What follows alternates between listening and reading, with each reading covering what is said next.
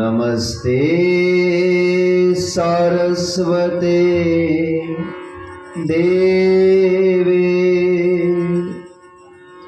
गौरवाणी प्रचारिणे निर्विशेष शून्यवादी पाश्चात्य देशतारिणे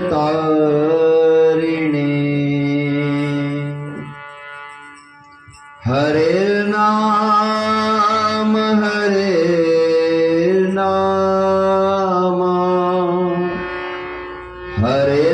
हरेर्नामैव केवलम् कलौ नास्त्यैव नास्त्यैव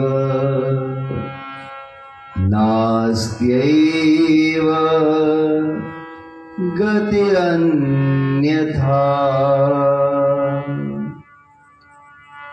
जय श्री कृष्ण चैतन्य प्रभु नित्यानंद श्री अद्वैत गदाधर श्रीवासादि गौर भक्तवृंद।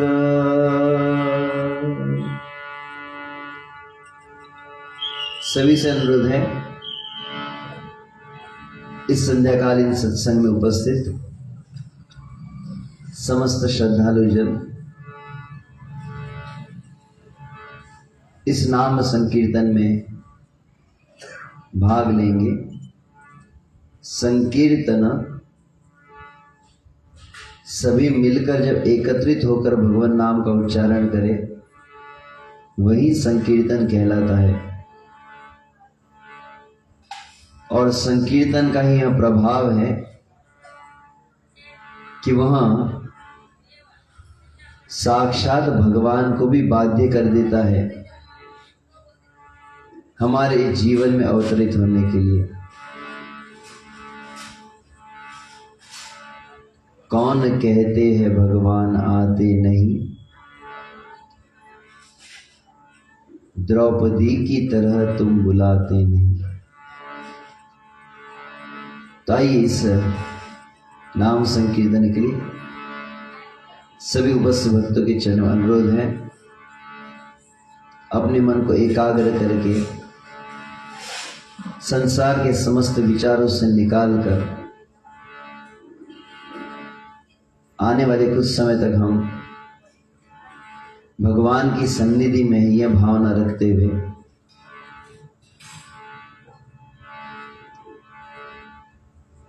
और मोबाइल को बंद रखें अवश्य, या मोबाइल साइलेंट मोड में रहे, फ्लाइट मोड में रहे।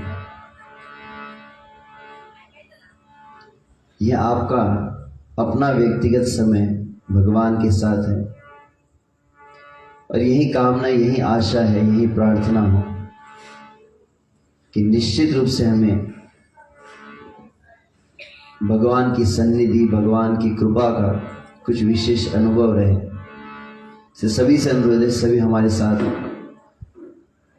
जिस प्रकार से द्रौपदी ने आर्त भाव से, पूर्ण समर्पण के भाव से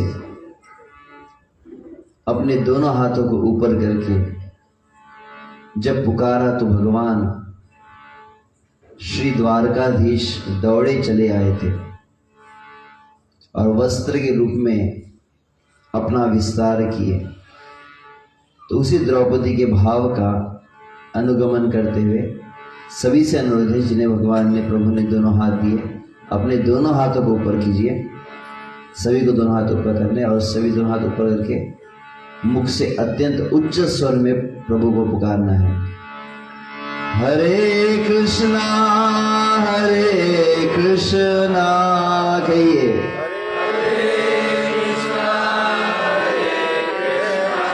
कृष्ण कृष्ण हरे हरे,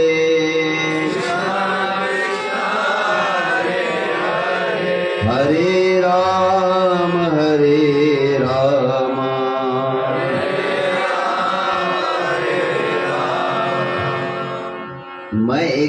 अनेक है और आवाज बहुत कम लग रही है। राम राम हरे हरे,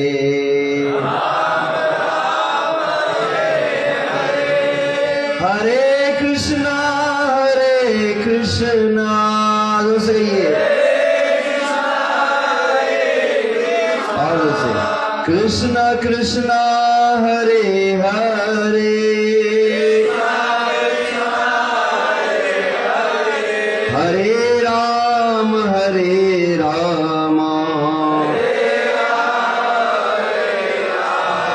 राम राम हरे हरे,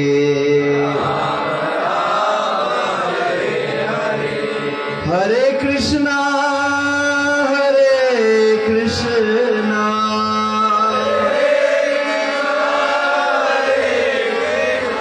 कृष्णा कृष्णा हरे हरे, हरे राम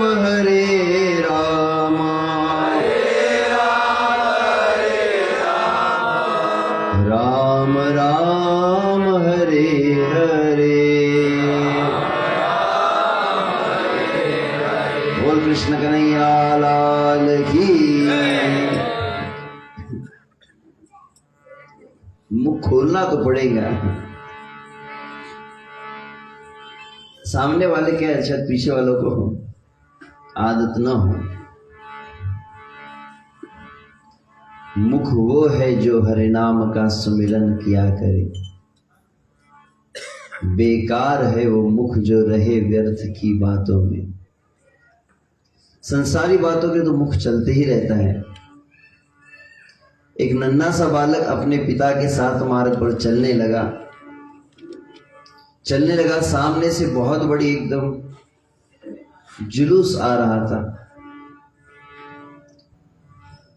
नन्हे बालक ने देखा तो नन्हे बालकों में स्वाभाविक कुतूहलवश, जिज्ञासावश वो पूछ लिए, अपने पिता से पूछा कि पिताजी ये लोग सब जो जा रहे हैं, कहां पर इतनी बड़ी भीड़ जा रही है? तो पिता ने कहा कि ये सभी जा रहे हैं स्मशान घाट की ओर। अच्छा, फिर अचानक कुछ आवाज आने लगी तो फिर से नन्हे बालक ने पूछ लिया, पिताजी ये सब लोग क्या कह रहे हैं? तो क्या कह रहे थे? क्या कह रहे थे? पीछे वाले कुछ बोल सकते हैं क्या कह रहे थे? अच्छा, अब आवाज आ रही है पीछे से। जब तक आवाज नहीं आती है तब तक मेरा मूड नहीं बनता है। अब बच्चे तो बच्चे ही होते हैं, बच्चों ने पूछ लिया, बोले पिताजी सब क्या कह रहे हैं? तो बच्चे ने पूछ लिया, पिताजी सब लोग बोल रहे हैं, बीच में एक व्यक्ति लेटा हुआ है जिसको कुछ लोग उठाकर चल रहे हैं, सब बोल रहे हैं, वो क्यों नहीं बोल रहा है? तो पिताजी ने क्या जवाब दिया? वो क्यों नहीं बोल रहा है? आप बता सकते हैं क्यों नहीं बोल रहा था? हाँ, तो पिता ने क्या उत्तर दिया? वो मर चुका है। वो मर चुका है इसलिए वह नाम नहीं ले रहा है। तो जो नाम नहीं ले रहा है, आपने कहा, मैंने नहीं कहा, देख लीजिए। आशा करते यहां पर वैसा कोई ना हो, इसलिए जरूर से कहिए हरे कृष्णा बोलिए, कृष्णा कृष्णा हरे हरे, हरे राम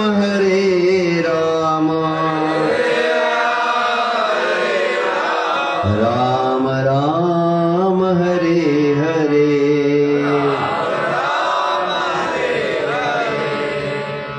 श्री यशोदा दामोदर भगवान की, श्री राधा दामोदर की जय।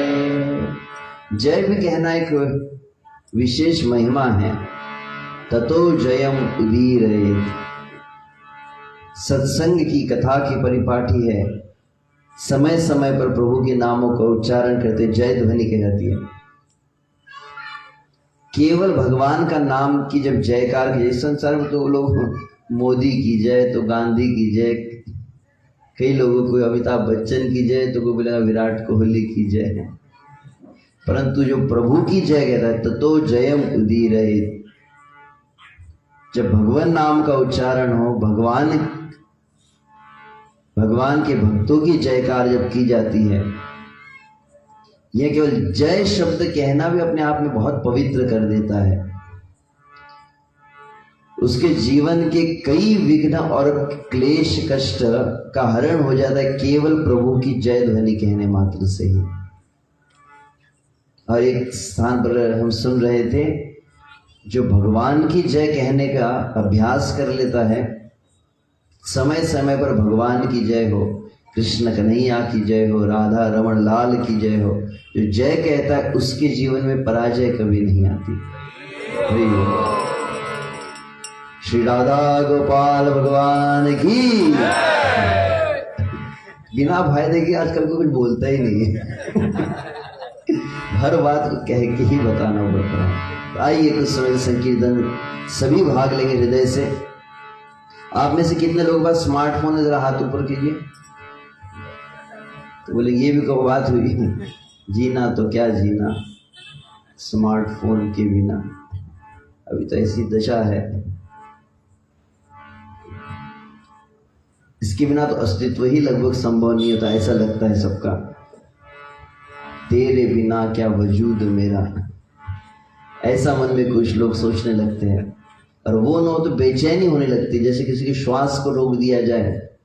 कोविड के समय लोगों की सांसें रुकने लगी थी।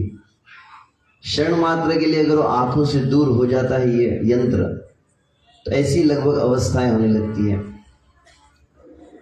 तो अलग अलग लोगों के पास अलग अलग यंत्र है।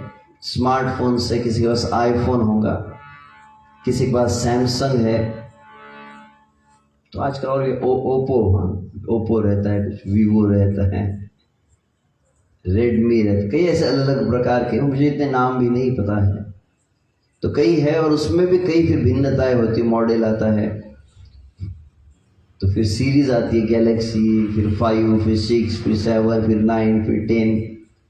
तो आजकल इतने सारे विभिन्न प्रकार के यहाँ स्मार्टफोन्स हो गए, और हर एक का भिन्न भिन्न प्रकार के उसमें फंक्शंस आते हैं, तो अलग प्रकार के कैमरा आते हैं। अब एक सरल प्रश्न पूछ लिया जाए आपसे, इतने दुनिया भर के स्मार्टफोन्स हैं, उन समस्त स्मार्टफोन में कॉमन बात कौन सी है जिसके बिना वो व्यर्थ है? उसका सबसे प्रधान उपयोगिता जिसे कहते हैं, किसी ने चार्जर, किसी ने कॉलिंग, इससे देखा जाए तो कॉलिंग है, सही बात। चार्ज मोबाइल का ही मैं पूछ रहा हूँ, डिस्चार्ज मोबाइल के विषय में नहीं कहूँगा।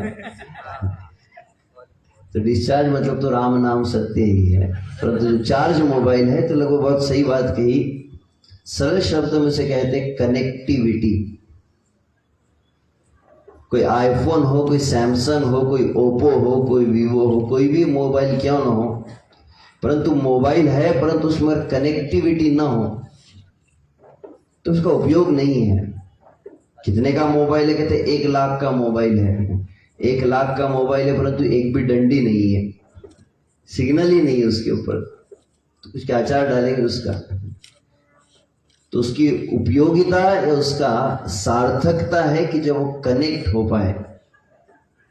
तो ये स्मार्टफोन अलग अलग है, एक आईफोन हुआ, एक सैमसंग हुआ, एक गैलेक्सी, अलग अलग प्रकार के हैं। वैसे इस संसार में भी अलग अलग प्रकार के स्मार्टफोन हैं। एक स्मार्टफोन को कहा जाता है पुरुष और दूसरा स्मार्टफोन है स्त्री। कुछ ज्यादा स्मार्ट भी रहते हैं, तो ज्यादा स्मार्ट हो गए तो कहते एक है डॉक्टर, और ज्यादा स्मार्ट हो इंजीनियर, और बढ़कर अगर स्मार्ट हो गया तो बन जाता है पॉलिटिशियन। सभी स्मार्ट ही है ना, और सभी बचते रहते हैं, मुंह से बचते कि नहीं। तो सभी स्मार्टफोन है। तो भिन्न भिन्न प्रकार के ये जो शरीर है, यह शरीर भी वास्तविक यंत्र ही है। परंतु अभी अभी मैंने जो बात कही, स्मार्टफोन की सार्थकता पूर्णता है कि जब वह कनेक्ट हो जाए। उसी भांति यह जो भिन्न भिन्न देह इस जगत में है, अलग अलग उपाधियां भली क्यों न हो, कोई डॉक्टर बन जाता है, कोई इंजीनियर, कोई पति है, कोई पत्नी है, कोई माँ है, कोई पिता है। प्रश्न है कि इन समस्त प्रकार के जो यंत्र है इनकी पूर्णता और सार्थकता क्या है? When you are able to connect. जब हम कनेक्ट हो पाए, और किन से? भगवान श्री कृष्ण से जब कनेक्ट हो जाते हैं तब इस यंत्र की पूर्णता है। अन्यथा भागवत के शब्द में कहा जाए तो श्रम एव ही केवलम, केवल नीरा परिश्रम है जो अन्य जीव भी कर लेते हैं इस संसार में केवल शरीर के भरण पोषण के लिए। तो प्रयास यही है सत्संग में, सत्य मतलब वास्तविक भगवान ही है, तो उन भगवान से जुड़ने का यह प्रयास है। और सबसे सरल उपाय भगवान स्वयं बतलाए है। भगवान से पूछा गया कैसे आपसे मुलाकात हो,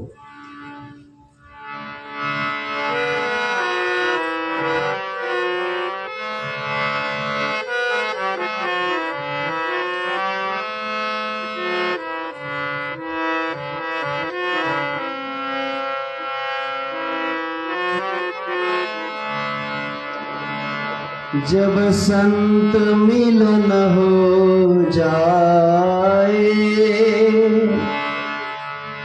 तेरी वाणी हरि गुण गाए, तब इतना समझ लेना अब हरि से मिलन होगा। एक भाव कहा गया है, भगवान से मिलन के कुछ पूर्व संकेत होते हैं। तो जब सत्संग हो जाए, और सत्संग में यदि भगवान नाम को कहने का अवसर मिल जाए, तो इस ब्रह्मांड में इससे बड़ी उपलब्धि कोई बची ही नहीं। भाग्योदयेन बहुजन्म समर्जितेन सत्संगम लभते पुरुषो यदा वै। यहां पर एक आयोजन हुआ, आप सभी को आमंत्रित किया गया। जाने अनजाने में हम समझ भी नहीं पा रहे हैं कितना बड़ा लाभ हमें प्राप्त हो रहा है। कहा जाता है कोई व्यक्ति इस संसार में मानव शरीर को प्राप्त करे, मानव शरीर को प्राप्त करके पुण्य कमाता है, सत्कार्य करता है, और कितने जन्मों तक? तो कहते करोड़ों जन्मों तक। बहु जन्म समर्जितेन, करोड़ों जन्मों में जब पुण्य अर्जित हो गया तो करोड़ों जन्म बहुत अधिक जब पुण्य की राशि बढ़ जाती किसी की, बहु सुकृताची जोड़ी, बहुत अधिक पुण्य यदि जमा हो गया तो क्या होगा? बोले ऐसे व्यक्ति के भाग्य का उदय हो जाता है। भाग्य का उदय हो गया कैसे समझ में आए? क्या भाग्य उदय लॉटरी लग जाए, या कोई गाड़ी बंगला मिल जाए, सुख संपत्ति आ जाए? कैसे पता चले? बोले करोड़ों जन्म का पुण्य जब संचित हो गया तो क्या भाग्य का उदय हो गया। और भाग्य का उदय हो गया कैसे पता चलेगा? बोले भाग्य का जिसका उदय हो जाए उस पर भगवान श्री कृष्ण बहुत प्रसन्न हो जाते हैं। अब पता कैसे चले हमें? भगवान श्री कृष्ण हम पे बहुत ज्यादा प्रसन्न हो गए। बोले भगवान किसी पर बहुत ज्यादा प्रसन्न हो जाते तो भगवान श्री कृष्ण उस पर कृपा करते हैं। तो करोड़ों जन्म का पुण्य जब अर्जित हुआ तो भाग्य का उदय हुआ, भाग्य का उदय हुआ तो भगवान श्री कृष्ण प्रसन्न हुए। भगवान श्री कृष्ण प्रसन्न कैसे पता चलेगा? बोले भगवान श्री कृष्ण ऐसे जीव पर कृपा करते हैं। अब फिर से वही बात, कैसे समझ में आए कृपा कैसे हुई? तो कहते करोड़ों जन्म का पुण्य जब संचित हुआ तब भाग्य का उदय हुआ। जब भाग्य का उदय हुआ तो भगवान श्री कृष्ण प्रसन्न हुए। जब भगवान श्री कृष्ण प्रसन्न हुए तो भगवान ने उस जीव पर कृपा कर दी। और जब भगवान श्री कृष्ण किसी जीव पर कृपा की, कैसे पता चलेगा कि भगवान श्री कृष्ण आज सही में मुझ पर कृपा किए? बोले ऐसे जीव को भगवान सत्संग में ले जाकर बैठा देते हैं। अब इससे बड़ा कुछ बचा ही नहीं कृपा। इससे श्रेष्ठ कुछ चीज बची ही नहीं। न लगे मुक्ति धन संपदा, संत संगति दे सदा। मराठी में कहा जाए तो जितने जीवों ने भगवान का भजन किया, हमारे वैदिक इतिहास में बड़े बड़े भक्तों की कथा है। ध्रुव है, प्रहलाद है, अम्बरीश है तो मीरा है, नामदेव है तो तुकाराम है, तो तुलसीदास है तो नानक है। ऐसे कई है जिन्होंने भगवान की बहुत भजन किया हो। इतना किया कि अंततः भगवान मिल गए। और जब मिल गए भगवान को जब उसी नेत्रों से उन्होंने देख लिया, भगवान प्राप्त हो गए। जिन भगवान की हम केवल कामना करते हैं, ऐसे भगवान जिन्हें साक्षात मिल गए। और साक्षात जब भगवान मिल गए, भगवान जब नेत्रों के समक्ष आ गए तो क्या कहा? पुनश्च भूयात् भगवती अनंते रति प्रसंगास्तदाश्रयेषु।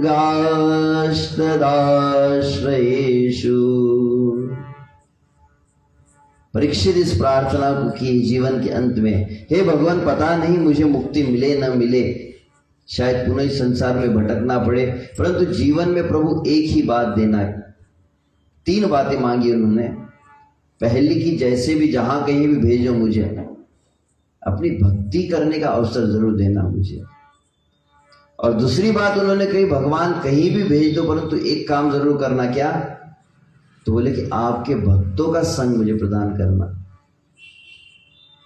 प्रहलाद को साक्षात भगवान नरसिंह देव प्रकट हुए हैं। भगवान नरसिंह देव, मांग क्या मांगना है? तो प्रभु आपके भक्तों की सेवा मुझे दे दो। ध्रुव ने कहा तो कहा, वही बात कही कि भक्तों के संग में बैठकर कुछ कथा सुन लूं।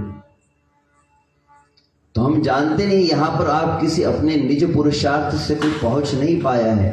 किसी लगा मेरे पास गाड़ी थी, मैंने पेट्रोल डाला, मैं पहुंच गया। कई बार आपने देखा भी होगा, आपने कहा कि प्रभु जी इसको बुलाया था, उसको बुलाया तो आया ही नहीं, और उसको फिर फोन करके आपने पूछा क्यों नहीं आए? पता नहीं कौन सा पाप आड़े आ गया। तो बहुत पाप आ जाते तो आ नहीं पाता है सत्संग में। क्या निमानी? हाँ,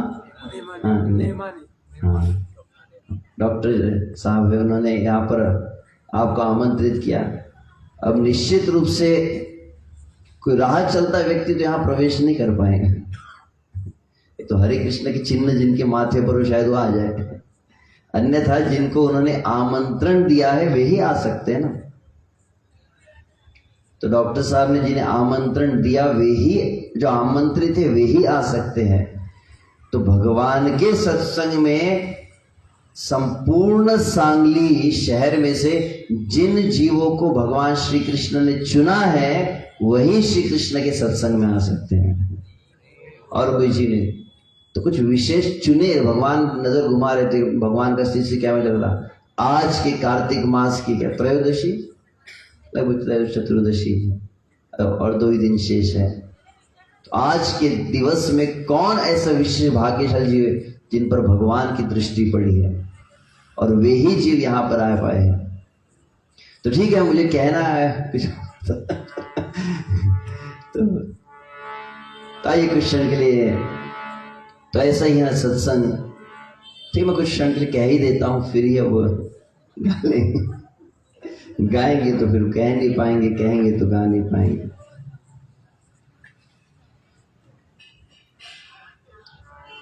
तो आप सभी यहाँ पर जिन भक्तों के बीच में उपस्थित हैं, जिन्हें संसार से अंतर्राष्ट्रीय कृष्ण भावना अमृत संघ या अधिक प्रचलित रूप से हरे कृष्ण हरे राम भी कहा जाता है, संपूर्ण जगत में आज हम देख रहे हैं भगवान नाम का, गीता का, भागवत का, भगवत भक्ति का सर्वत्र अभी एक तरह से लहर जो फैल गई है। कृष्ण का दर्शन पाकर लागे सबका दर्शन फीका, वृंदावन का ग्वाला देखो पहुंच गया अमेरिका। वृंदावन के श्री कृष्ण पहुंच गए अमेरिका। हर माथे पर लगा हुआ है हरे कृष्ण का टीका। तो धीरे धीरे देख रहे हैं हम, जिसे हजारों वर्ष पूर्व स्वयं भगवान श्री कृष्ण जिस बात की भविष्यवाणी किए, स्वयं भगवान श्री कृष्ण इस धरातल पर जब अवतरित हुए, भगवान श्री कृष्ण वृंदावन मथुरा द्वारका में जब अपने लीलाओं को किए हैं, और वे भगवान श्री कृष्ण जब जाने लगे, जब द्वापर का अंत होने लगा, कली का प्रारंभ होने लगा, कली काल जो कहते हैं वर्तमान में जो चल रहा है, कली अर्थात कलह,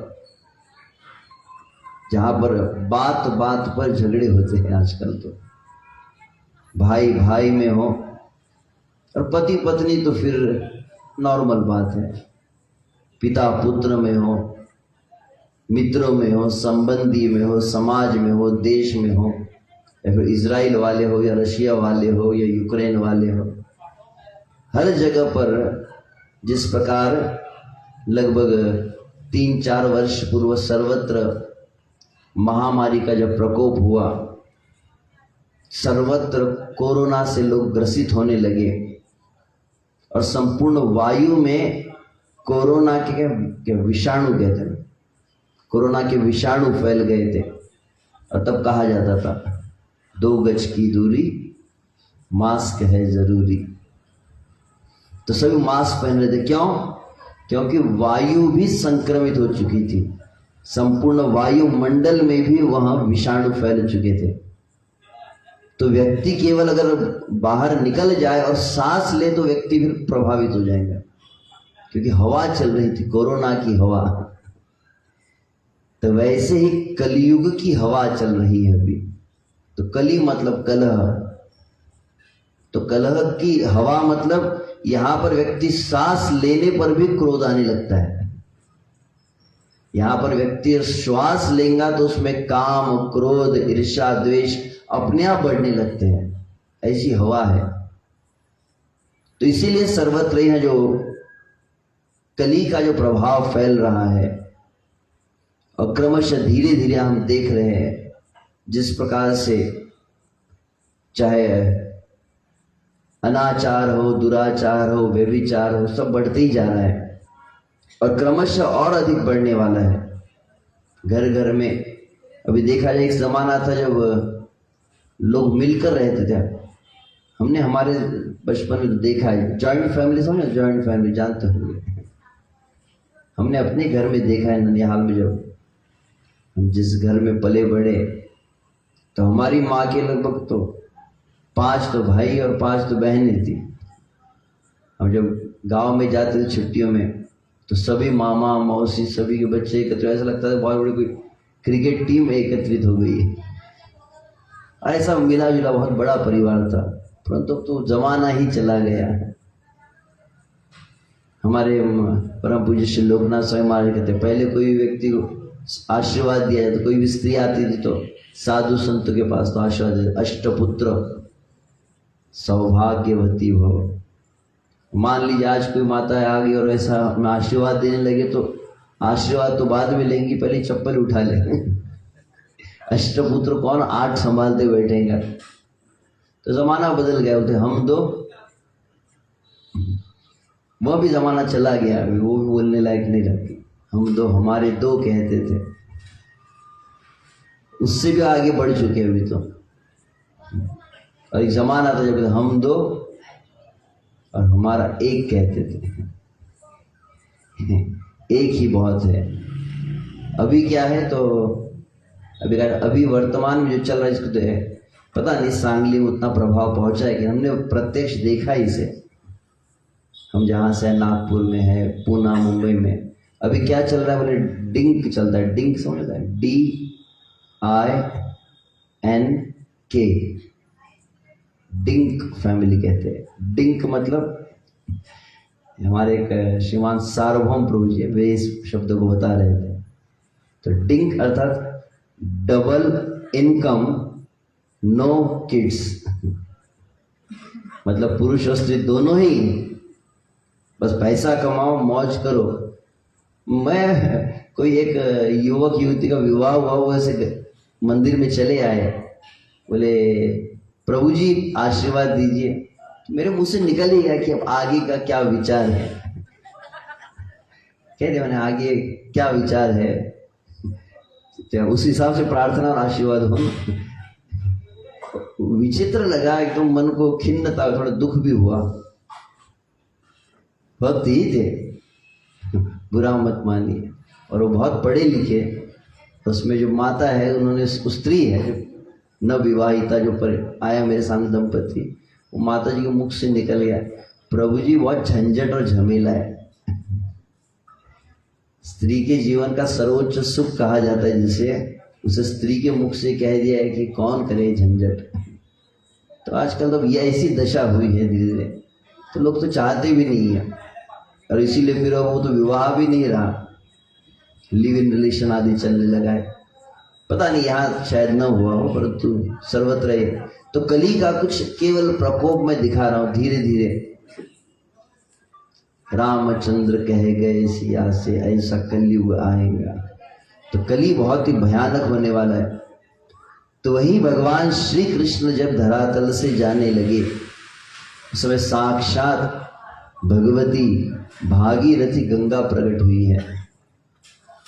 तो पुराण में इसका उल्लेख हुआ है, जहाँ पर पुराणों में बतलाया जाता है भगवान श्री कृष्ण के सामने गंगा नतमस्तक होकर रोने लगी, हे प्रभु आप जाने लगे, आप जा रहे हैं, और आप जब जाएंगे तो संसार में कली का प्रभाव हो जाएगा, और राम तेरी गंगा मैली हो गई, पापियों के पाप धोते धोते। तो प्रभु यहाँ बहुत अधिक पाप दुराचार बढ़ेगा, तो मैं भी रहना नहीं चाहती। तो गंगा ने कहा कि मैं भी आपके साथ ही चलूंगी। और तब वहां पर भगवान श्री कृष्ण इस बात को कहे हैं कि हे भागीरथी प्रतीक्षा करो। प्रतीक्षा कितनी करो, तो बोले कि बस 5000 वर्ष प्रतीक्षा करो, और जब 5000 वर्ष हो जाएंगे तब क्या होगा? बोले 5000 वर्ष के पश्चात युग परिवर्तन होने वाला है। कली काल में बहुत बड़ी क्रांति आने वाली है।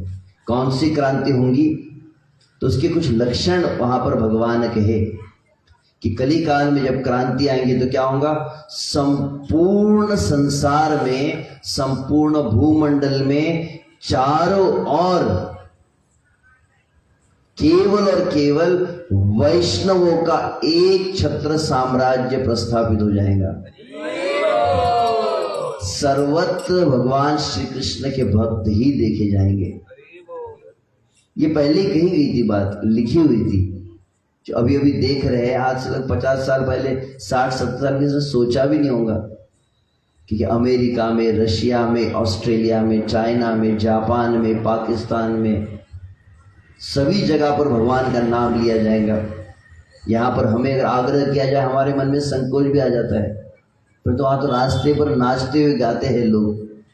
अमेरिका के रास्तों में, रशिया में कीर्तन होता है, साइबेरिया में, यूक्रेन में अभी तो युद्ध हुआ तो बात और है, परंतु उसके पूर्व, कोरोना के पूर्व, वहाँ पर कीर्तन उत्सव हुआ। कोरोना के पूर्व यूक्रेन नाम का जो अभी अत्यंत प्रचलित जो देश हुआ, उस यूक्रेन में जब कीर्तन उत्सव, 3 दिवसीय कीर्तन उत्सव हुआ, कितने लोग एकत्रित हुए होंगे? तो लगभग 11,000 लोग आए थे, और सभी धोती कुर्ता और साड़ी पहनकर, कोई पतलून और पैंट वाले नहीं थे। तो लगभग बहुत बड़ी जो परिवर्तन जो कहा गया था भगवान श्री कृष्ण ने, वहां भी देखा जा रहा है धीरे धीरे। तो भगवान कहे कि सर्वत्र जो है कृष्ण की भक्ति फैल जाएंगी। कैसे पहचाना जाएगा? तो उन्होंने, भगवान श्री कृष्ण ने कहा कि उनके सबसे प्रधान कौन कौन से लक्षण रहेंगे, कैसे उनको पहचानेंगे? उनका कोई आधार कार्ड होगा, कोई आइडेंटिफिकेशन होगा, कैसे पहचानेंगे उन्हें? तो बोले जितने पूरे संसार में फैल जाएंगे, उनका सबसे पहला एक लक्षण होगा मन मंत्र उपासक। चारों तरफ जो फैल जाएंगे ये भक्त, इनका सबसे पहला लक्षण होगा ये सदा सर्वदा उठते बैठते चलते दौड़ते खाते पीते यात्रा करते, समस्त अवस्थाओं में समस्त काल में समस्त स्थान पर सदा सर्वदा ये मेरे नाम का उच्चारण करेंगे। हरे कृष्णा कृष्णा कृष्णा हरे हरे, हरे राम राम राम हरे हरे। तो यह सबसे पहले होगा, कहा गया कि सभी जगह पर यह नाम कीर्तन होगा और सभी जगह नाम उच्चारण होगा। और ये लगभग सभी जगह, अभी हाल ही में मैं, ठीक है उस बात को मैं कहूंगा। तो पहली बात यह कही, दूसरी बात उन्होंने कही भगवान श्री कृष्ण ने गंगा से कैसे पहचानेंगे इन्हें जो पूरे भूमंडल पर छा जाएंगे भक्त। पहली बात, हर समय हर जगह पर भगवान का नाम लेंगे। श्रील प्रभुपाद जिन्होंने इस अंतर्राष्ट्रीय कृष्ण भावना की स्थापना की, ऐसे भारत के संत जिनके लिए कहना अतिशयोक्ति नहीं होगा कि न भूतो न भविष्यति, ऐसा संत जिसने सही में संसार को बदल दिया, लोगों की पैंट उतरवा के धोती पहनवा दी। लोग जो दम मारो दम मिट जाए गम वाले जो लोग थे, सही में वैसे थे जो चरस गांजा अफीम आदि नशे में पड़े हो, परंतु उन्हें अत्यंत पवित्र विशुद्ध वैष्णव संस्कृति प्रदान की। चरस गांजा अफीम तो दूर की बात रही, उन्होंने सब कुछ छोड़ दिया, फिर वो तो कोई नशा भी नहीं किए, यहाँ तक कि चाय कॉफी भी छूट गई। आज किसी से कहा जाए सांगली में कि छोड़ दे, तो बोले कि नहीं छोड़ पाएंगे। परंतु स्वामी जी के प्रभाव ऐसा रहा कि पूरे संसार में लोग, पूरे संसार का चेहरा बदल दिया उन्होंने। तो सर्वत्र भगवान का नाम होगा। तो स्वामी जी ऑस्ट्रेलिया में गए, तो ऑस्ट्रेलिया में एक टेलीविजन में जब उनका इंटरव्यू लिया जाने लगा तो उन्हें प्रश्न पूछा गया कि स्वामी जी, ये आपके जो लोग होते हैं, एक तो अपने गले में हमेशा एक माला झोली लटका कर रखते हैं इस तरह से, और उसमें हाथ डाल के चलते हैं। पहले बार तो लोगों को समझता भी नहीं था। कई बार हम ऐसे ट्रेन में रहते बोलते कि हाथ फ्रैक्चर हो गया है आपका, पूरा हाथ फ्रैक्चर हो गया, उंगली बच गई इसमें बोले। ये उंगली बच कैसे गई? तो लोगों को लगता था, पहले लोग पूछते थे इस तरह से, तो बोले इनको कुछ काम नहीं है, ट्रेन में हो बस में हो मॉर्निंग वॉक हो, हर समय माला झोली रहती है, हर समय नाम लेते रहते हैं। तो स्वामी जी से प्रश्न यह पूछा गया कि स्वामी जी, ये जो आपके भक्तगण है, ये विदेशी देशी जितने भी है, हर समय क्यों नाम लेते रहते हैं? तो स्वामी जी ने एक वाक्य में सरल उत्तर दिया, परंतु बहुत गहरी बात कह दी उन्होंने कहा कि ये हर समय क्यों नाम लेते हैं? ये हर समय इसलिए नाम लेते हैं क्योंकि हर क्षण यह साक्षात भगवान के साथ में रहना चाहते हैं। अन्य शब्दों में, जो सदा सर्वदा भगवान का नाम उच्चारण करता है, अन्य शब्दों में भगवान का नाम उच्चारण करना मतलब साक्षात भगवान के साथ रहना।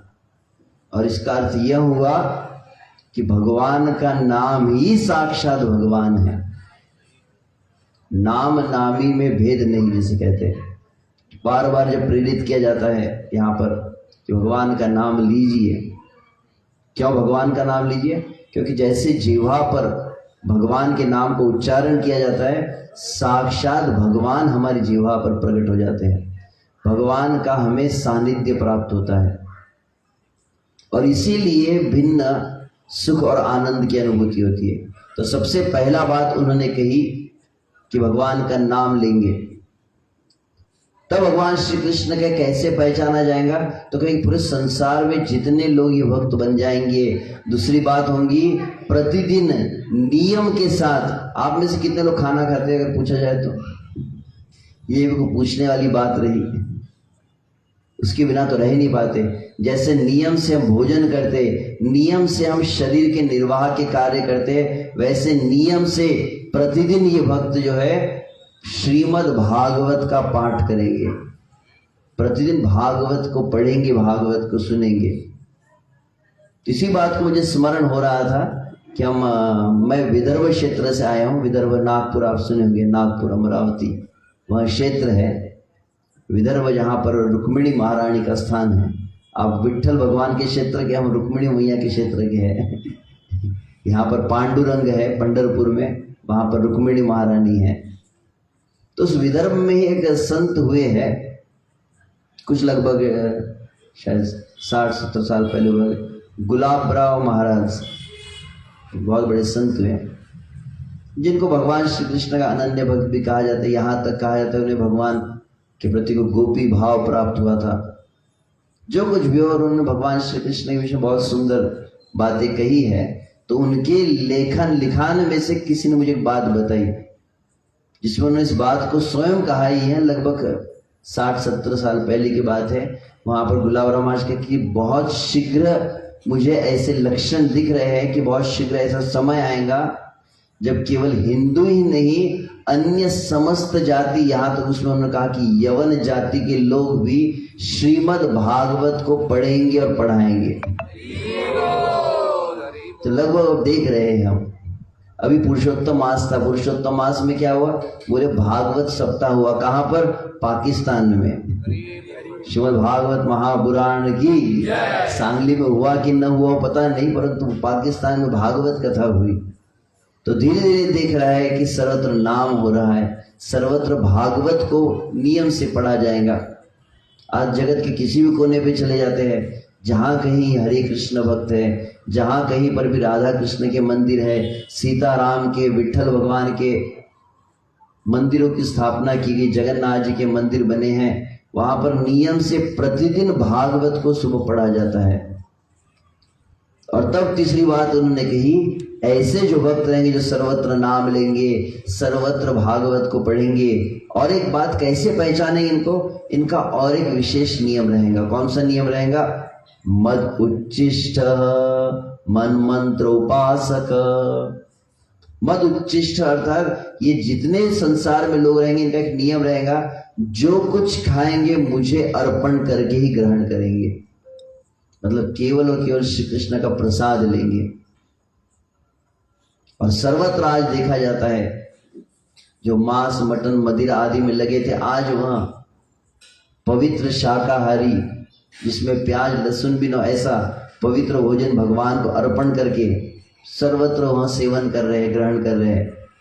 और तब भगवान श्री कृष्ण कहे कि ऐसे जो भक्त है जो मेरा नाम लेंगे, भागवत को पढ़ेंगे, प्रसाद लेंगे, हे गंगा, ऐसे भक्त जब इस पृथ्वी पर आ जाएंगे, और क्या होगा, ऐसे भक्त फिर जाएंगे कुंभ मेला में। और ऐसे भक्त कुंभ मेला में जो संगम पर पहुंचेंगे, तो ऐसे भक्त जब गंगा में डुबकी लगाएंगे तो उनके स्पर्श से गंगा भी पवित्र हो जाएगी। श्री कृष्ण भगवान की। तो ऐसे यह जो, तो अप्रत्यक्ष रूप से देखा जाए, हैं जितने भी संकेत और किसी के नहीं विशुद्ध से, आज हम वर्तमान में जो देख रहे हैं, अंतर्राष्ट्रीय कृष्ण भावनामृत संघ कहा जाए, उसके द्वारा ही धीरे धीरे सर्वत्र यहाँ भक्ति पहुंच रही है। और वास्तविक इस मनुष्य जीवन की सर्वोच्च यदि कोई उपलब्धि है, ये मनुष्य जो प्राप्त है, इसका सर्वोच्च जो कार्य है, जो उन्हें पूर्णतः संतुष्टि प्रदान कर सकता है, वह है भगवान श्री कृष्ण का भजन। और विशेष रूप से यह जो कार्तिक मास है, यहाँ पर आप दर्शन कर रहे हैं श्री दामोदर भगवान की। तो पहले मैंने कुछ और कथा विचार की थी, फिर विचार किया था दामोदर लीला, फिर कुछ और एक विचार हुआ। जैसे भी हो, तो जिनका आप दर्शन कर रहे हैं, भगवान श्री कृष्ण का बहुत सुंदर बाल गोपाल का रूप है। और कैसे बाल कृष्ण है? वे बाल कृष्ण जिन्हें बांधा गया है। किससे बांधा गया? ऊखल से। किसके द्वारा बांधा गया? तो रस्सी के द्वारा बांधा गया। तो संस्कृत में रस्सी को ही कहते दाम, दाम कहते हैं। और पेट को कहा जाता है उदर। तो जिनके पेट को रस्सी से बांध दिया गया, वे बन गए दामोदर। तो यह भगवान श्री कृष्ण का विशेष स्वरूप। क्यों बांधा गया था? क्योंकि भगवान श्री कृष्ण प्रसिद्ध है किसके लिए? व्रजे प्रसिद्धं नवनीतचौरं गोपाङ्गनानां च दुकूलचौरम् अनेक जन्मार्जित पापचौरं चौराग्रगण्यं पुरुषं नमामि। यह भगवान श्री कृष्ण की वंदना में कहा जाता है। वे श्री कृष्ण जो किसके लिए प्रसिद्ध है? नवनीत चौरम। नवनीत मतलब माखन को चुराने के लिए। क्यों माखन चुराते हैं? तो इसके कई भाव भी बताए जाते हैं। दूध की समस्त प्रकार के दोषों को जब निकाल दिया जाता है और उसका पूर्ण रूपेण जो शुद्ध स्वरूप होता है तो अत्यंत कोमल हो जाता है, पूर्ण रूपेण शुद्ध हो जाता है, स्वच्छ हो जाता है। वह जो सार रूप है वह है मक्खन। तो वैसे ही जो जीव पूर्णतः पवित्र हो जाता है, जो जीव का हृदय काम क्रोध ईर्ष्या द्वेष से मुक्त हो जाता है, स्वच्छ हो जाता है, अत्यंत मृदु और नम्र हो जाता है, ऐसे जीव को भगवान श्री कृष्ण अंगीकार करते हैं, स्वीकार करते हैं। तो माखन को भगवान ने चुराए है। और तब यशोदा मैया ने जब देखा कि श्री कृष्ण माखन को चुराए, कहने के लिए तो ये सर्वसाधारण कथा लगती है, परंतु बहुत बड़ी बात है इसमें, बहुत बड़ा भाव है इसमें कि भगवान श्री कृष्ण के समक्ष हम सभी जाते हैं, भगवान श्री कृष्ण को प्रार्थना करते हैं। भगवान श्री कृष्ण बहुत कुछ मांगते हैं लोग। आप भगवान के मंदिर में जाते हैं, अपने घर में भी मंदिर को विराजित करते हैं, भगवान से प्रार्थना होती है, भगवान को आराधना की जाती है। और मन में कभी कभी विचार आता है कि भगवान कुछ सोचते हैं कि नहीं, कि वन वे चल रहा है। कौन था? पी के था ना जो कहता था रॉन्ग नंबर। तो क्या रॉन्ग नंबर तो नहीं लग रहा? इतना हम पुकार रहे हैं, कुछ सुनते हैं कि नहीं भगवान? तो भागवत भगवान के मन की भावनाओं को बतलाता है। जिन प्रभु की आप आराधना कर रहे, जिन प्रभु की पूजा कर रहे, वे प्रभु क्या सोचते हैं। जिन प्रभु से आप कुछ मांगते हैं, संसार की वस्तुएं, वे भगवान क्या सोचते हैं। तो वे भगवान श्री कृष्ण को जब माता यशोदा ने देखा कि वो माखन चुराने लगे, तब माता यशोदा ने निश्चय किया कि ये भगवान, यह जो श्री कृष्ण इस तरह से माखन चुराएगा, आज अपने घर का चुराए, कल किसी दूसरे के घर का माखन चुराएगा, फिर माखन चुराए आगे चलकर सोना चांदी चुराएगा, फिर आगे चलकर और भी कुछ चोरी डाका कर सकता है। तो समय आने पर सुधारना आवश्यक है, तो दंड देना चाहिए। तो यह विचार करके माता यशोदा दौड़ने लगी, माता यशोदा दंडित करने के लिए। और वे परब्रह्म, वे भगवान जो संपूर्ण जगत को चलाते हैं, जिनके विषय में भागवत कहता है मद्भयात् वाति वातोयम सूर्यस्तपति मद्भयात् वर्षति इंद्र दहति अग्नि मृत्युश्चरति मद्भयात्। जिनके इच्छा मात्र से संसार में वायु प्रवाहित होती है, जिनकी इच्छा से सूर्य का उदय होता है, जिनकी इच्छा से सब कुछ चलता है।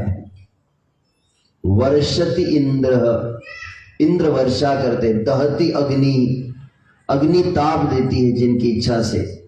जिनके पूर्ण नियंत्रण में सब कुछ संसार है, वे भगवान जो पूर्ण नियंता है, परम स्वामी है, वे भगवान माता यशोदा के सामने थर थर थर थर कांपने लगे, भयभीत हो गए। जब भयभीत हो गए तो दौड़ने लगे। जब दौड़ने लगे तो माता यशोदा पीछे दौड़ने लगी, आगे कान्हा पीछे यशोदा, आगे कान्हा पीछे यशोदा, दौड़े जा रहे, दौड़े जा रहे। और कितना भी दौड़े, परंतु विचित्र बात है कि कृष्ण पकड़ में नहीं आ रहा। अब है छठा भर का, यहाँ पर है वो 3 साल का बच्चा है, 5, 6, 7, 8, 10 साल के बच्चे होंगे, 3 साल का शायद ही कोई हो, लगभग 3, 3.5 साल के श्री कृष्ण 3.5 साल के बच्चे को पकड़ना तो एक बाएं हाथ का गिरा ऐसे पकड़ लेंगे, कौन सा भाग सकता है। अद्भुत आश्चर्य की पकड़ में ही नहीं आ रहे। परंतु माता यशोदा भी थकने वाली नहीं थी। 80 साल 70-80 साल की थी और अच्छा शरीर था, गांव की थी ना, गाय का दूध पीने वाली। आजकल की थोड़ी थी माता एकदम स्लिम होती ना, ऐसी दुबली।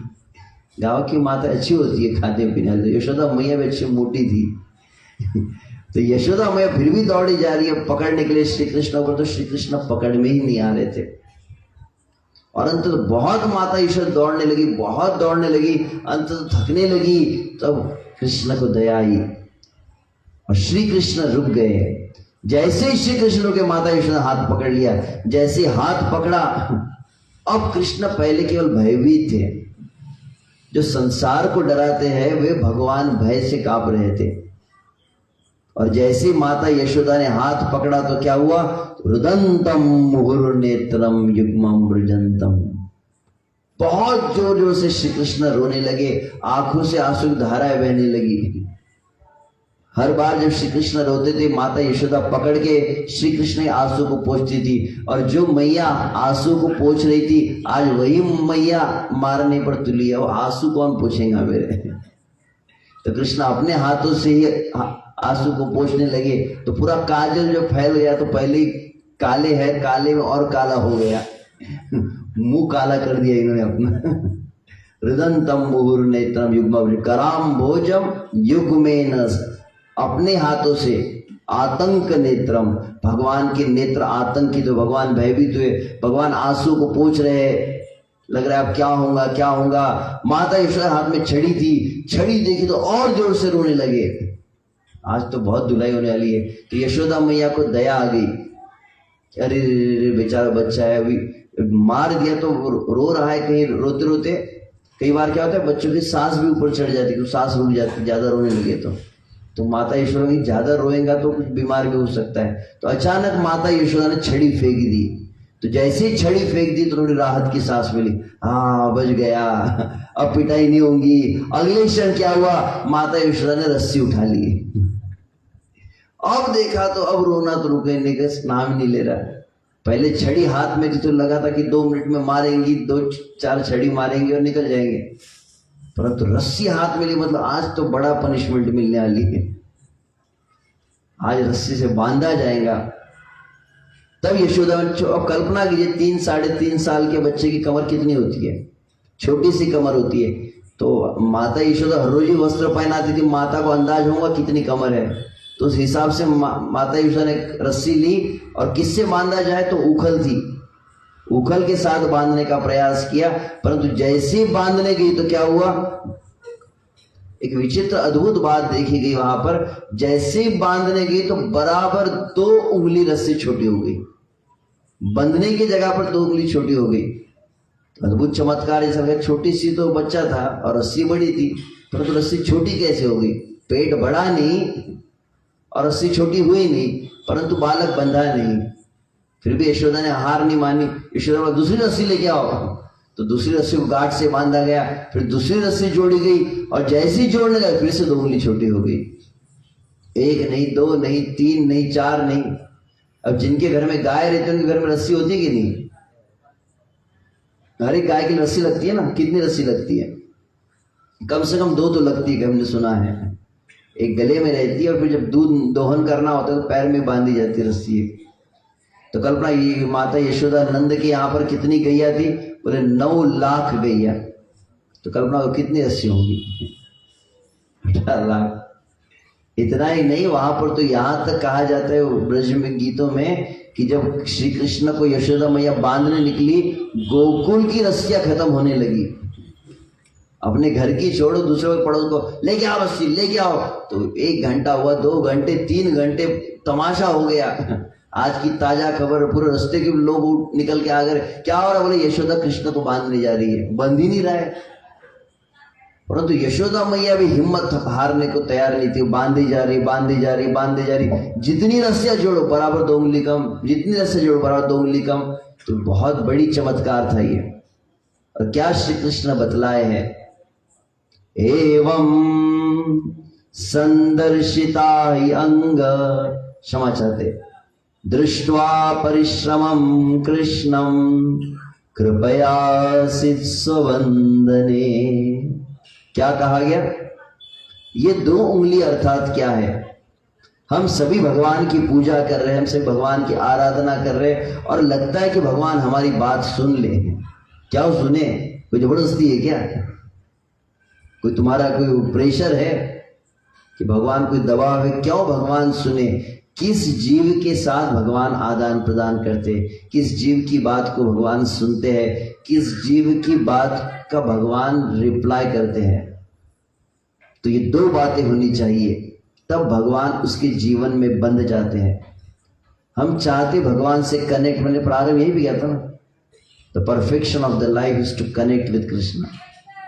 जीवन की पूर्णता है भगवान से कनेक्ट हो जाए। तो ऐसे कौन भगवान से जुड़ सकता है? कौन भगवान को बांध सकता है? 2 ही बातें वहां पर कही।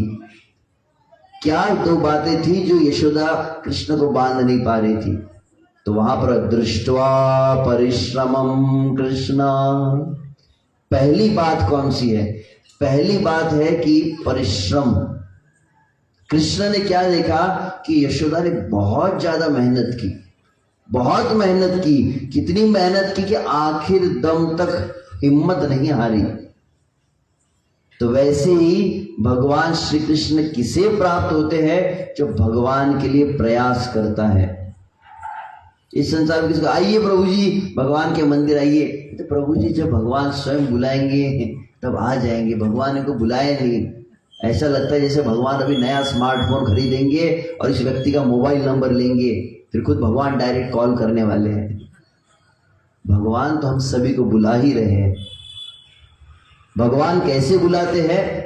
तो कहा जाता है इस संसार में किसी जीव को जब भगवान क्या करते हैं, मनुष्य का शरीर प्रदान कर दिया, मतलब समझना चाहिए भगवान का संकेत है, भगवान बुला रहे हैं।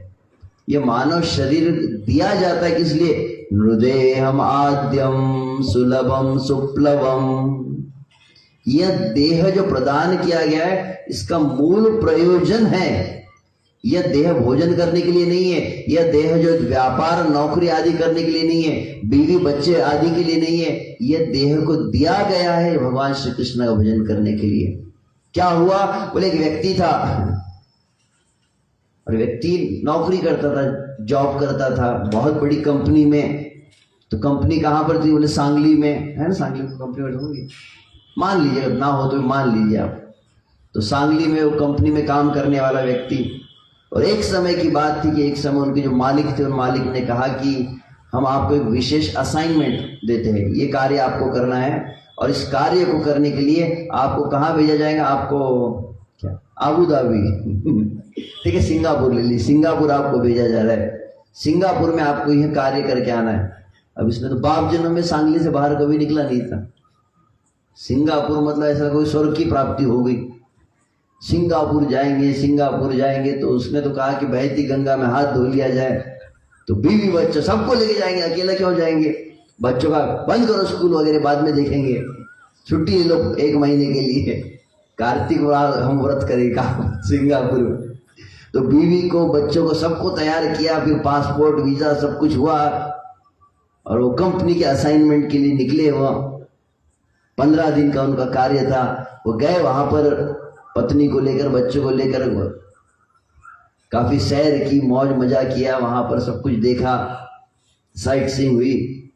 और 15 दिन का पूरा जब कार्य हो गया, अंत तो वहां से वे अपने देश लौट कर आए। फिर वहां से दिल्ली से मुंबई, मुंबई से अंततः पहुंचे यहाँ सांगली में। और सांगली में जैसे अगले दिन पहुंचे प्रातःकाल, सुबह सुबह ऑफिस में, तो मालिक ने कहा कि कैसा रहा तुम्हारा सिंगापुर? अरे क्या कहे, ऐसे लगे कि जिंदगी सफल हो गई।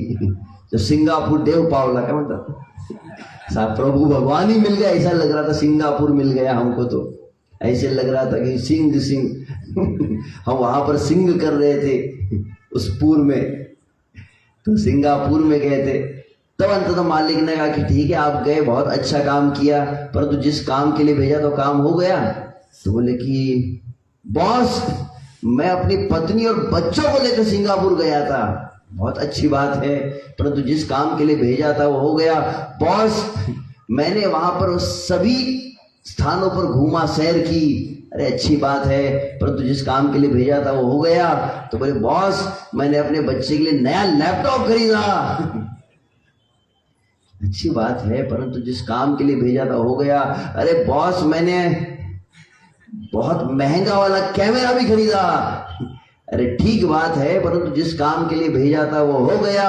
बोले बॉस मैंने अपनी पत्नी के लिए बहुत सारे कपड़े खरीदे।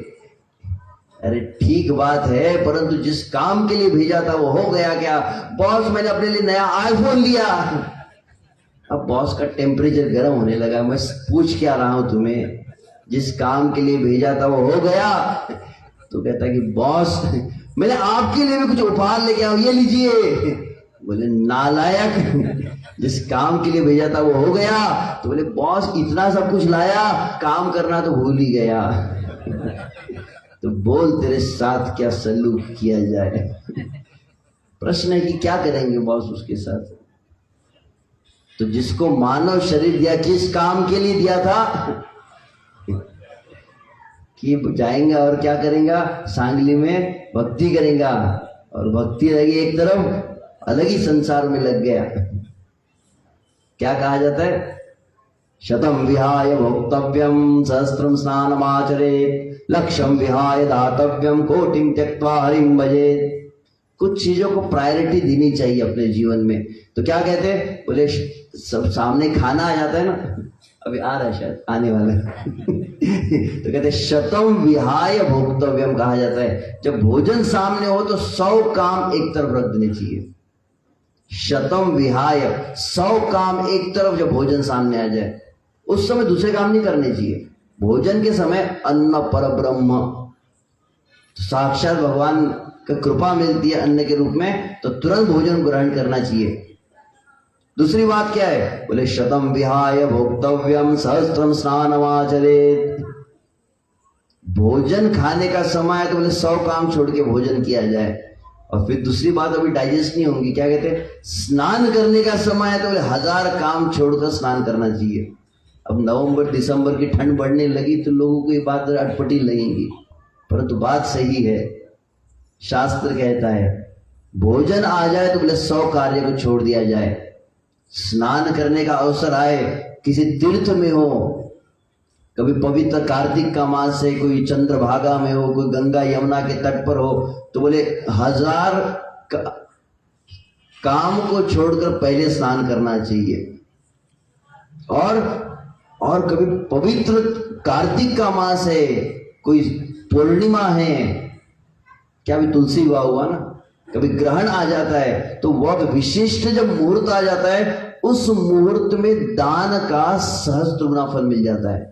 तो दान का जब समय आ जाता है उस समय तुरंत दान देना चाहिए। तो बोले कि खाने का समय आ जाए तो 100 काम छोड़कर भोजन किया जाए। नहा स्नान का तीर्थों में अगर अवसर प्राप्त हो तो 1000 काम को छोड़कर स्नान किया जाए। और बहुत पवित्र मुहूर्त में यदि दान देने का अगर अवसर प्राप्त हो तो बोले 1,00,000 कार्यों को छोड़कर दान देना चाहिए।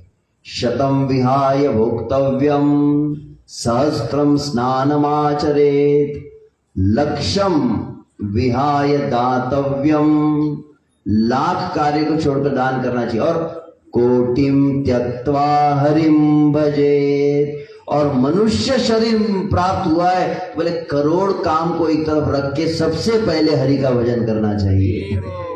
श्री कृष्ण भगवान की जय। तो परिश्रम का अर्थ क्या है, परिश्रम मतलब हमारी ओर से प्रयास होना चाहिए। कौन कहते हैं भगवान खाते नहीं, कौन कहते भगवान नाचते नहीं, कौन कहते भगवान आते नहीं, प्रयास हमारी तरफ से नहीं होता है। हम प्रयास करें तो पहला प्रयास मतलब मनुष्य का शरीर मिलना। दूसरा प्रयास क्या है, तो बोले कि सत्संग में आना। सत्संग में आना ही अपने आप में बहुत बड़ा प्रयास है। और सत्संग में कोई भक्त लोग कह दे, अपने दोनों हाथ ऊपर करके कहिए हरे कृष्णा कृष्णा कृष्णा हरे हरे, हरे राम राम राम। इतना कहने में कुछ कठिनाई क्या? क्या हुआ बोले, एक माता जी बहुत ही पतिव्रता थी, वो अपने पति की सेवा करती थी। आजकल कम मिलता है ऐसा, आजकल थोड़ा रिवर्स होता है। पता नहीं यहाँ पर होता है कि नहीं, शहरों में कभी देखा गया। तो जो भी हो, माता जी अपने पति की सेवा कर रही थी, जो साधारण तौर पे देखने नहीं मिलेगा।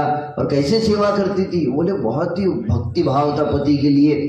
तो पति दिन में काम करने के लिए गया तो माता जी ने बहुत अच्छे से सब्जियां खरीद कर लाई, सब्जियां सुधार ली, फिर भोजन पकाया अपने हाथों से, गर्मा गर्म भोजन तैयार है, हलवा है, पूरी, पता नहीं यहाँ पर है कि नहीं, परंतु हलवा पूरी आदि था, काफी अच्छी सब्जियां बनी थी, मालपुआ भी था। और आज नहीं, उस दिन बनाया था। और यह सब तैयार हो गया, फिर घर को भी स्वच्छ कर दिया, पूरा साफ सुथरा कर दिया, फिर सामने रंगोली भी बना दी। और जैसे ही पति आया तो दरवाजा खोलकर स्वागत करने लगी, मुस्कुराते हुए। जनरली ऐसा कभी देखने मिलता है नहीं आजकल। और वो जैसे आया तो पति का स्वागत किया, पति के हाथ से बैग ले लिया, अपने हाथों से पति का जूते भी निकाल रही है। इतनी बात शायद आपको हजम ना हो। फिर तुरंत वहां पति को स्नान के लिए गरम गरम पानी दिया, और पति जैसे स्नान किया तो अच्छे वस्त्र दिए, और तुरंत आसन लगा दिया, पाठ लग गया है, पाठ के सामने रंगोली लगा दी। बात क्या है आज। और फिर वहां पर गर्मा गर्म थाली परोस दी है, हलवा पूरी मालपुआ सब कुछ है वहां पर। और पति बैठ गया, और पति जैसे बैठ गया तो फिर अपने हाथों से वो भोजन का निवाला बनाने लगी। और क्या किया, इतना ज्यादा तो शायद आपने कहीं देखा भी नहीं होगा। पत्नी ने क्या किया, एक हाथ में पंखा ले लिया, तो एक हाथ से पंखा दे रही है, और एक हाथ से अपने हाथों से भोजन कराने लगी। और जैसी भोजन कराने लगी तो क्या देखा, अद्भुत दृश्य था। पंखा भी दे रही है, अपने हाथों से भोजन भी करा रही है। अचानक देखा कि पति को पसीना आने लगा। तो इससे रहा नहीं गया, बोले कि पूरा इतनी पापड़ मैंने बेले, दिन भर इतनी मेहनत की, घर साफ किया, भोजन बनाया, तुमको नहलाया, खिलाया पिला मैं रही हूँ, सब कुछ तैयार रेडीमेड करके सब दे दिया है, पसीना तुमको क्यों आ रहा है। तब पति ने कहा, चबा तुम्हारा बाप रहा है क्या। तो चबाने में पसीना आ गया। ये किस लिए मैंने कहा, ये इसलिए कहा कि भगवान ने कितनी कृपा की। भगवान ने कली काल में मनुष्य शरीर दे दिया, भक्तों का संग दे दिया, सुंदर भगवान का नाम है। नाम लेने कितनी फीस लगती है, तो फीस लेते क्या, एक महामंत्र का उसके ऊपर 5,000 रुपए देने, ऐसा भी कुछ नहीं है, मुफ्त में नाम है, गीता है, भागवत है, भक्तों का संग है, सब कुछ सरल है। और कहते कि पता नहीं प्रभु बुलाएंगे तभी हम आएंगे। तो माता यशोदा ने श्री कृष्ण को कैसे बांधा, तो कहा जाता है कि सबसे पहला हमारा प्रयास। हमारा प्रयास मतलब कम से कम हमारे जीवन में भगवान को प्रधानता दी जाए। किसी को कहा जाए कि प्रभु का नाम लो, बोले प्रभु जी कैसे भगवान का नाम ले, फुर्सत ही नहीं है, मरने को समय नहीं है, हम घर गृहस्थी वाले, देखना पड़ता है प्रभु जी, पत्नी भी है, बच्चे भी है, काम है। अच्छा समझ गया। मैं आजकल इतने एक्शन से भी समझ जाता। अच्छा सर, तो इतना सब करना पड़ता है, देखना पड़ता है, सब्जी लानी पड़ती है, दूध लाना पड़ता है, बच्चे को स्कूल छोड़ना पड़ता है। कहाँ पे प्रभु जी समय है भगवान का नाम लेने के लिए। तो क्या हुआ, हमारे जीवन में हमने कुछ प्राधान्यता बना दी कि पत्नी है, बच्चे है, फिर नौकरी है, फिर व्यापार है, घर है, फिर ये है, फिर वो है, और इन सब में भगवान के लिए कहीं नंबर नहीं रहा। और बहुत अधिक जब इतना सुना तो मन में विचार है, ठीक है प्रभु जी आप इतना कह रहे तो भगवान भी क्या याद करेंगे, भगवान के लिए हम अपने 5 मिनट दे दिए। अब प्रश्न, सरल सा प्रश्न मैं आपसे पूछता हूँ, आपने अपने जीवन की प्रायोरिटी लिस्ट बनाई, पत्नी है, बच्चे है, व्यापार है, संसार है, और ये सब लिस्ट में आपने आखिरी नंबर पे भगवान श्री कृष्ण को रखा, और भगवान ने आपने अपनी लिस्ट में भगवान श्री कृष्ण को सबसे आखिरी नंबर पर रखा, तो भगवान आपको किस नंबर पे रखेंगे, आखिरी नंबर। तो आप अपने नाम में तो भगवान अपने धाम में, आप भगवान के नाम में तो भगवान आपके काम में। बात ऐसी है। तो यह यशोदा दामोदर का ये बहुत सुंदर स्वरूप हम देख रहे हैं। कब भगवान श्री कृष्ण बंदे, जब देखा कि यशोदा मैया बहुत कष्ट की है, तब भगवान का हृदय में दया आ गई। तो 2 उंगली मतलब क्या, तो पहली उंगली मतलब हमारा प्रयास। और कली काल में प्रयास मतलब क्या, कलियुग में कुछ नहीं करना है, नाम संकीर्तन साधन पैसों पे, जड़तिल पापे जन्मांतरी। साधन सौंपा है, क्या करना है? सिर्फ नाम उच्चारण करना है और कुछ करने की आवश्यकता नहीं। भगवान नाम का उच्चारण करना है। इसमें सभी जितने तप यज्ञ सभी फल प्राप्त हो गए, जितने पूजा पाठ है सब आराधना आ गई इसमें। और दूसरा वहां पर कहा गया दूसरी उंगली क्या थी? तो कहते कि जब कृष्ण ने देखा कि यशोदा ने बहुत कष्ट किए तो भगवान के हृदय में दया आ गई। तो हम कैसे भगवान को प्राप्त करेंगे? पहला है हमारा प्रयास और दूसरा है भगवान की दया। भगवान की दया, भगवान की जब कृपा होती है, और भगवान की कृपा कैसे होती है? तो कहते हैं भगवान की कृपा का अवतार, भगवान की कृपा इस जगत में प्रकट होती है। किस रूप में? भगवान की कृपा प्रकट होती है इस जगत में सत्संग के रूप में। भक्त को कहा जाता है कृष्ण कृपा मूर्ति। भगवान की कृपा का मूर्तिमंत स्वरूप है भक्त।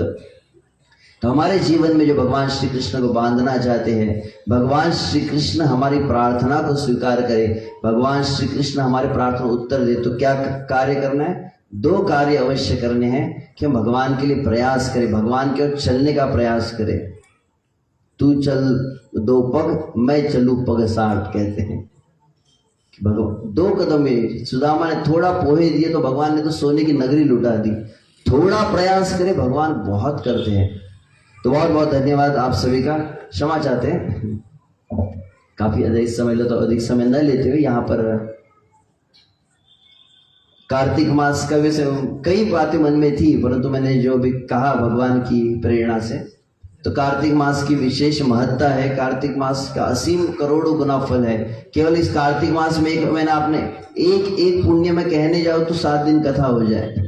कार्तिक मास में आपने क्या किया? आप सुबह सुबह उठ जाते हैं सूर्योदय के पूर्व।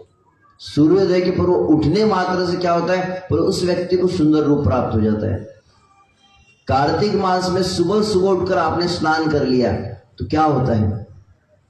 प्रतिदिन कार्तिक मास में केवल सूर्योदय के पूर्व स्नान करने मात्र से 1000 गोदान का फल प्राप्त हो जाता है।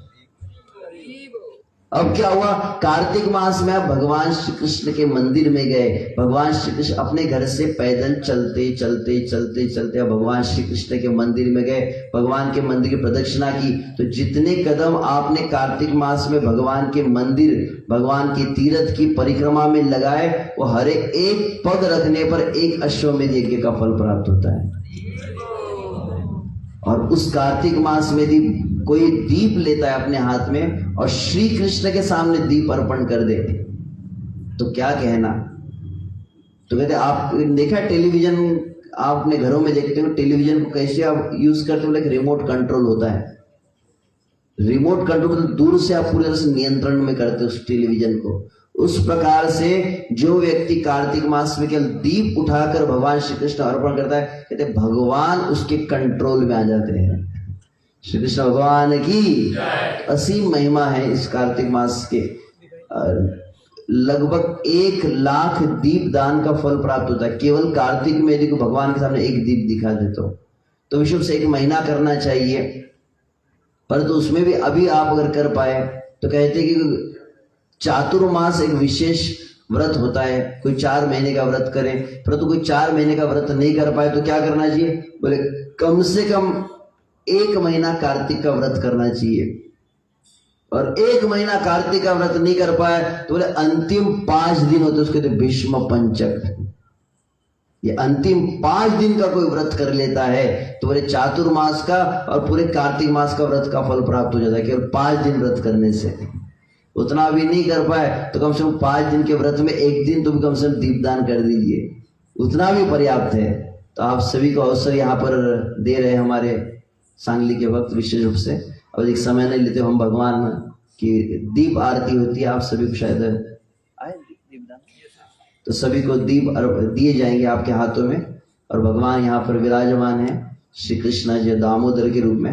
इन सभी को आप दीप अर्पण कीजिए। क्षमा चाहता हूँ आपका काफी समय मैंने लिया, परंतु आप सभी की बहुत अच्छी श्रद्धा देखी मैंने।